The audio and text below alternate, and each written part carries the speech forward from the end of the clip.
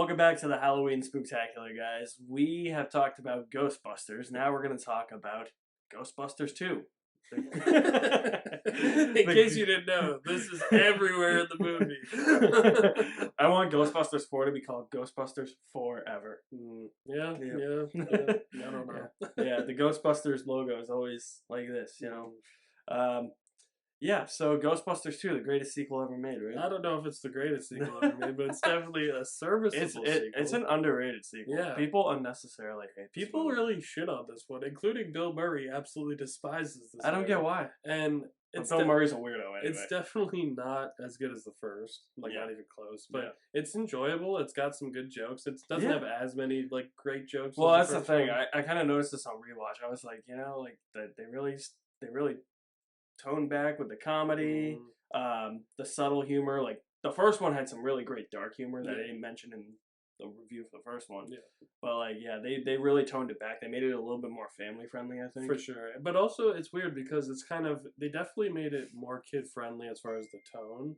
Yeah. But the actual movie itself, I feel like some parts of it are darker and scarier. Yeah. But then other parts are way lighter. Yeah, like the fucking scene where the baby's out on the ledge. The baby on the ledge getting grabbed. The tunnel subway sequence with the severed heads. Oh, yeah, And Vigo in general always used to scare me a lot. So, I feel like there are creepy parts still. Yeah. Definitely, but I do agree. I think overall it's lighter in tone than the first one. Yeah. It's missing that same feeling of dread that the first one I feel like it's because the first one is just they're actually getting into the paranormal thing, it's how can you top that? Yeah. And then the big idea was, we're gonna feed off the negative feelings of everybody, which I actually really like that plot. I love that New York is such a character, the people of New York are such a character in but the movie. I do think it is obviously you're not gonna top the first one, obviously, but it's it is definitely a major downgrade when you're going from Gozer the Gozerian to there's this giant goop. It's Vigo. Which Janosch. The funniest part is Janosch for sure. I think he's hilarious. Whatever you're doing it is bad. I want you to know this. Or command me, or yes, you've already told me this. I know this. I'm Vigo Scourge. Of course, the Scourge. Yes, I know. I think my favorite parts of this movie, honestly, though, are Janine and Lou. Really? Yeah. Dude, it's hilarious. It's funny, but I really like her and Egon as a thing. So it hurt me in this one. I'm I love them in the first one. Okay. And then the way Afterlife kind of goes, it's because I feel that just adds another. It's not necessarily the fact that it's the relationship. Right. It just adds another element of comedy, a different level of comedy. Yeah. When he dresses up at the end as a Ghostbuster, it's amazing. I love when I'm a Ghostbuster. Yeah, he thinks that he broke the barrier. Yeah, that was funny. Yeah, it's great.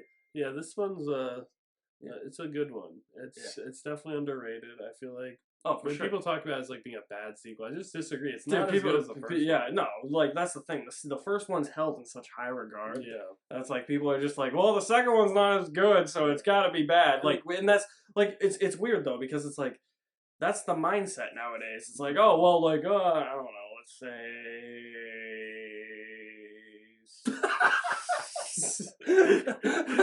let's just take Pirates of the Caribbean, for instance. Sure. It's Dead Man's Chest isn't as good as Curse of the Black Pearl, so it's not good. Yeah, which it's it was never gonna be. Yeah, that's a similar situation. You're right. Exactly. Black Pearl was lightning in a bottle. I think the first Ghostbusters was lightning in a bottle. Yeah. Which they do a decent job in this movie. I've always enjoyed Ghostbusters 2 overall, but I definitely think there are some weaker parts to it. Well, I remember the first time you showed me this movie. I remember you came down one time in January. We both bought the 2-pack on Blu-ray. Yep. And we were and you were let's watch Ghostbusters 2. I was I don't know if I want to watch Ghostbusters 2. Yeah, because I had seen it. Yeah. Well, I had never seen it, and I heard such terrible things about it. Yeah. And then I watched it. I was actually, it wasn't that bad. I saw an interesting, fan version of this movie that someone wrote one time where it was they started the movie, they cut out the first half hour of the movie, and they started the movie at the trial scene. Well, which I think would have been a good opener. Where was Winston in that scene? Movie, okay? It's true. Winston got shafted. He got shafted. Although he did save them from the fire in the photo. He did. Yes. But he got shafted in that whole scene. Like where did Winston go in that whole scene? I missed his mustache. He didn't feel like Winston without exactly. But I mean, it ain't Ernie Hudson if he doesn't have the mustache. The way they were trying to do it, they were in a tough spot because the Ghostbusters cartoon was happening at that time. So or had just happened. So like there were kids that grew up just with the cartoon. Right. So it's like you had to balance. Like the first film's kind of more of like an adult jokey comedy, but the cartoon you had to kind of find a middle ground. Yeah, which I guess makes sense because it was released 5 years after the first Ghostbusters. Takes place 5 years in canon after the original Ghostbusters. Yeah, the end game. Well, 5 years later. Yeah.